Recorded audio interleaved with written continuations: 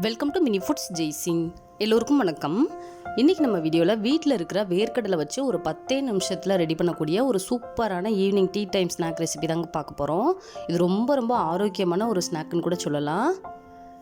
Evening டயத்தில் ஒரு tea coffee கூட ஸ்நாக் வச்சு சாப்பிடும்போது ரொம்ப சூப்பராக இருக்குங்க. ஒரு 10 நிமிஷம் டைம் இருந்தால் போதும், நம்ம இந்த வடை ரெடி பண்ணி முடிச்சிடலாங்க.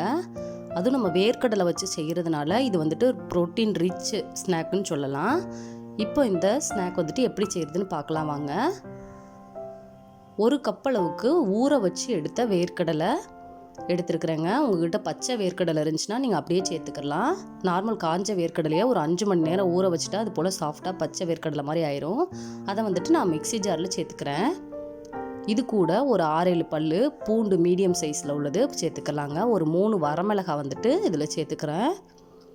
3/4 ஸ்பூன் அளவுக்கு சோம்பு சேர்த்துக்கலாம். இப்போ இது எல்லாத்தையுமே சேர்த்துட்டு கொரப்பான பதத்துக்கு மிக்சியில் வச்சுட்டு அரைச்சி எடுத்துகிட்டு வந்துடலாங்க. பாருங்கள், இது போல் பதத்துக்கு அரைச்சி எடுத்துகிட்டு வந்திருக்கிறேன். நீங்கள் ரொம்ப நைஸாக அரைச்சிட வேண்டாம். இப்போ இதை ஒரு பாத்திரத்துக்கு மாற்றிடலாம். இந்தளவுக்கு பதம் இருக்கிற மாதிரி பார்த்துக்கோங்க. இப்போ இதில் 3 டேபிள் ஸ்பூன் அளவுக்கு கடலை மாவு சேர்த்துக்கிறலாம். 3 டேபிள் ஸ்பூன் அளவுக்கு அரிசி மாவு சேர்த்துக்கிறலாங்க. 3/4 ஸ்பூன் அளவுக்கு வரமிளகாய் சேர்த்துக்கலாம். உங்களுக்கு தேவைக்கேற்ப சேர்த்துக்கோங்க. 1/4 ஸ்பூன் அளவுக்கு கரம் மசாலா, கொஞ்சமாக மஞ்சள் தூள் சேர்த்துக்கலாங்க. 1 கப் அளவுக்கு சின்னதாக நறுக்கின வெங்காயம் சேர்த்துக்கலாம். கொஞ்சமாக கொத்தமல்லி தலைகள் சேர்த்துக்கலாம்.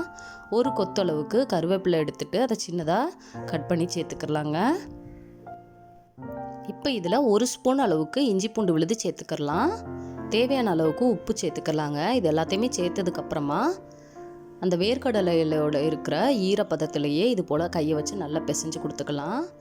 அரிசி மாவும் கடலை மாவும் சரியான அளவுகளை சேர்த்துக்கணுங்க. அப்போ தான் எண்ணெயில் பிரியாமல் இருக்கும் வேர்க்கடலை.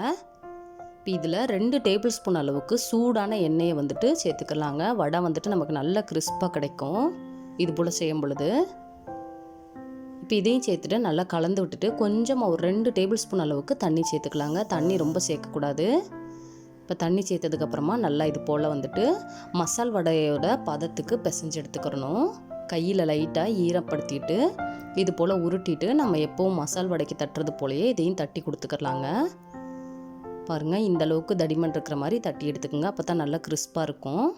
இப்போ எண்ணெய் நல்லா சூடானதுக்கப்புறம் மிதமான தீயில் அடுப்பை வச்சுட்டு வடையை ஒன்று ஒன்றா தட்டி எடுத்து போட்டுக்கலாங்க. இது ஒரு 3லேருந்து 5 நிமிஷம் வெந்ததுக்கப்புறமா நம்ம மறுபக்கமும் வேகிற மாதிரி திருப்பி கொடுத்துக்கலாங்க.